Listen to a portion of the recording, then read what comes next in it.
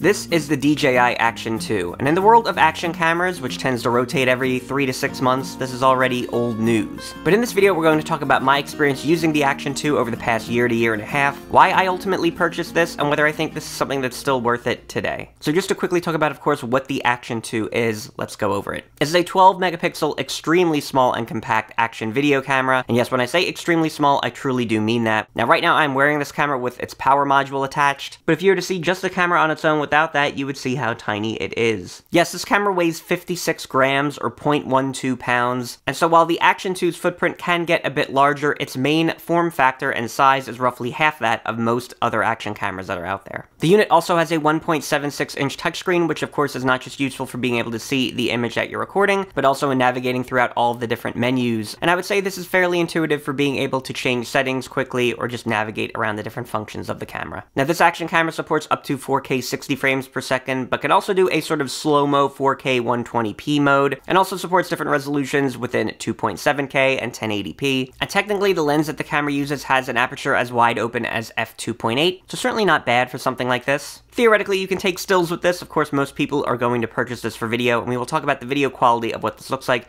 in just a bit. Also, you do have different levels of zoom within the camera, either a 2 or 3 times version, depending on what resolution you're using. It has DJI's Rocksteady stabilization, so it has its own built-in IBIS system that I do think works pretty well. It does come with internal storage of 32 gigabytes, though you can expand this with things like the power module that have an added micro SD card slot and supports up to much larger storage sizes. Things like that power module also include extended battery life, but there is a built-in battery, which DJI rates at around 70 minutes or so, which we'll talk a bit about the battery life in a bit. And yet you can charge the camera and its battery just via a USB-C cable that is included. The camera also includes a built-in mic, Wi-Fi, and Bluetooth adapters, and is technically waterproof down to around 10 meters without a case or up to 60 meters with a case. It also has built-in functionality in modes such as for slow motion, time lapses, and so on. So as far as quote-unquote action goes, it is a camera that is designed for those types of situations, and it does hold up in many of them. Alright, so now let's talk about what I've actually used this thing for. So if you've been watching my channel for a bit, whether you've noticed it or not, there have been a couple of different types of videos that I've done that have highly benefited from having a different kind of camera like the Action 2. So first, let's talk about behind the scenes videos. Whether you've watched my concert videography 101 or my wedding filmmaking behind the scenes as a solo shooter tutorials, each of these has made heavy, and I do mean heavy, use of the DJI Action 2. Simply put, I wanted to start covering behind the scenes material on the channel, and I needed something really quick and simple and affordable that I could do it with. Probably one of the best examples of seeing what the Action 2's footage looks like, at least in 4K 24 frames per second, is to watch that wedding filmmaking behind the scenes tutorial. I used the camera for hours upon hours, also utilizing its Rocksteady stabilization, along with the power module, basically just attached around my neck magnetically, which yes, we should talk about that as well. Now whether you realize it or not, I've been wearing an Action 2 throughout the duration of this video. DJI includes a neck strap with the Action 2 that works well not just with the camera body itself, but also with any of its additional modules attached. And so while I can use the camera independently, once I'm ready to reattach it, can easily throw it on the neck strap and I'm good to go. Now DJI actually recommends oftentimes having this necklace sort of behind you. In this case, I like to wear it out in front of me, but your mileage may vary. I can't tell you how convenient it is to be able to wear an action camera without doing any other sort of elaborate setup, whether perching a thing on my shoulder or doing a headband or something like that. In every instance I've used this action camera, not once, and I really mean this, not once has anyone pointed out or asked me about the camera that I'm wearing. Now of course, to be fair, I'm also holding and using other cameras as a videographer, photographer, in these other behind-the-scenes situations, but no one really seems to notice this thing, at least in terms of how I wear it and use it. That is maybe another added benefit to this compared to other things like GoPros or the Action 3 or 4, which just take on a more common and conventional action camera form and look a bit more obvious when you're using them and shooting with them. Now another great thing that wedding filmmaking behind the scenes tested about the Action 2 was its Rocksteady stabilization. So throughout the duration of that day, I was walking around, certainly not with the smoothest of footsteps I can say, and easily this camera just sitting and kind of knocking around my neck here as sort of a necklace, easily kept a very stable and steady shot throughout. So the IBIS system that DJI has put into this that you can use definitely also holds up and works pretty well. Again,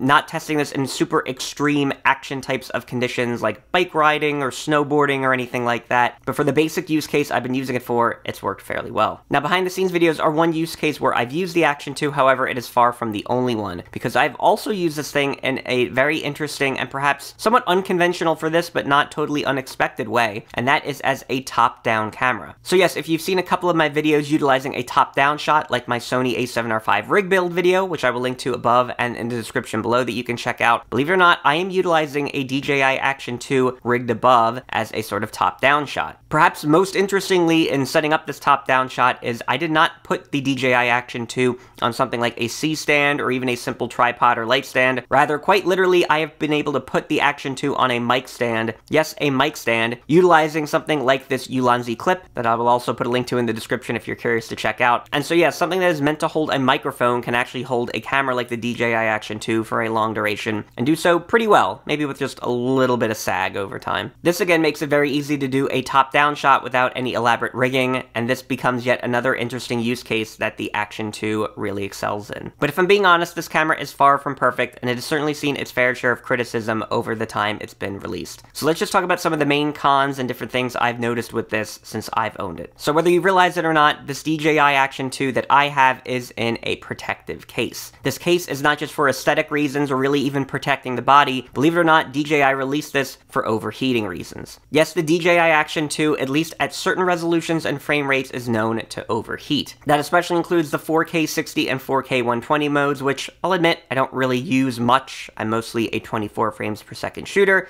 and I've used this in 1080p and 4K. In those modes, the camera doesn't really tend to overheat, and in fact, the battery will run out before you get to a point of overheating. I think that's likely true with or without the protective case, but I've used the Action 2 in all those situations with the case. Now, a fun fact here is if you purchase the Action 2 at any point in time, DJI will give you this case for free, so you don't actually need to buy it. I think even if you did, it's a $20 purchase. And you can read and see a lot more reviews on this that talk about the overheating with this, so certainly if you're looking for some type of 4K 60 or 4K 120 continuous shooting camera that's going to get you hours upon hours of video footage, probably the Action 2 is not the camera for that. Now, the second thing we should also talk about is, of course, low light. So one thing you will notice if you watch my Concert Videography 101 tutorial is the fact that the low light performance on the Action 2 can definitely struggle in certain situations. A couple of things worth noting here. I would definitely recommend not utilizing the power reserve mode if you want to have the best quality of this camera, and I'd probably steer you more towards the 4K or 2.7K at least side to get a bit higher quality and resolution out of the camera if you're in a low light situation. Pretty much cameras like this, at least in terms of how I use it, are just sort of in an auto exposure mode for the most part, and generally this works okay, but the top ISO range of this thing is actually at 6400 ISO, and of course it's not going to have the type of low light capabilities that my Sony alpha mirrorless cameras have. Definitely in lower light situations you'll see it struggle, so it will capture the image and get what you need out of it, but it might not be particularly pretty. Now, another thing we should also talk about with the Action 2 in terms of cons is battery life. Yes, I mentioned how DJI rates just the Action 2 itself without any modules at around 70 minutes of battery life, but that is with a couple of different caveats, such as shooting in 1080p in its power reserve mode, and also shooting in a lower frame rate in their testing case, 30 frames per second. Now, when you add something like DJI's power reserve module to the unit, which gives you additional battery life and a micro SD card slot, this increases the battery life to around 180 minutes, according to DJI's specification. And I should really say according to DJI's specification, because again, depending on how you're using this in the real world, you're going to see different battery life here. So I'm going to say that shooting with at least 4K 24 frames per second with this unit,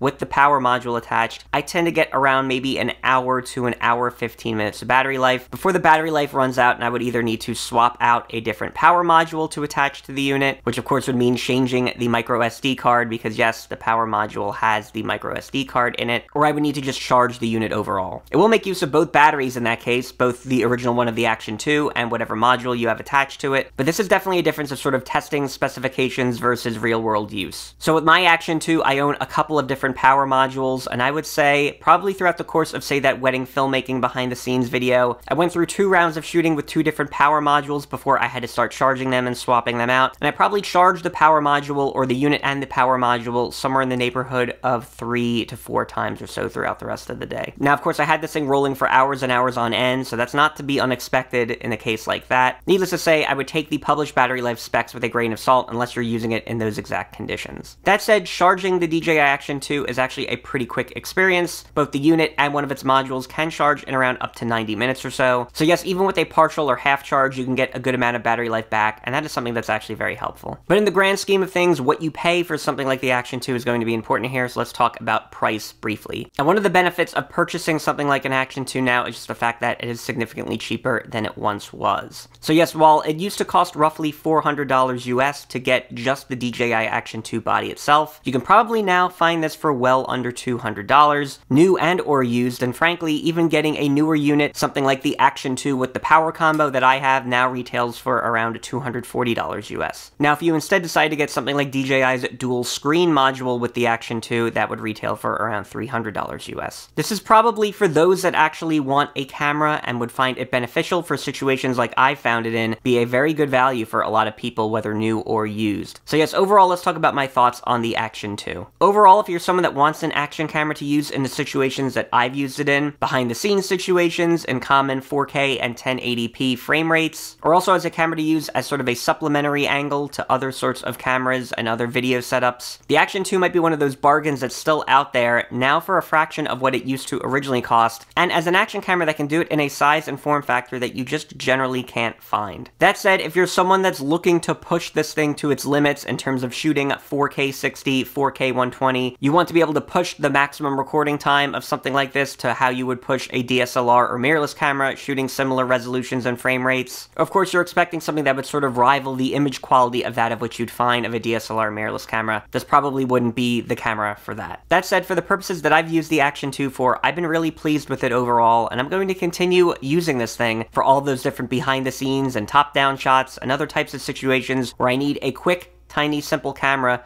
to just get the job done. As I mentioned before, it is far from perfect, but what the Action 2 can do, at least in a few cases, it can do pretty well. So that is my long-term take on the DJI Action 2. Hopefully this video has been of some help to you. Feel free to leave a like and subscribe if it has. A lot more to come on this channel regarding other sorts of action cameras and different things, so definitely leave a like and subscribe if you like videos like this. For now, that is all I have to say, so thanks for watching.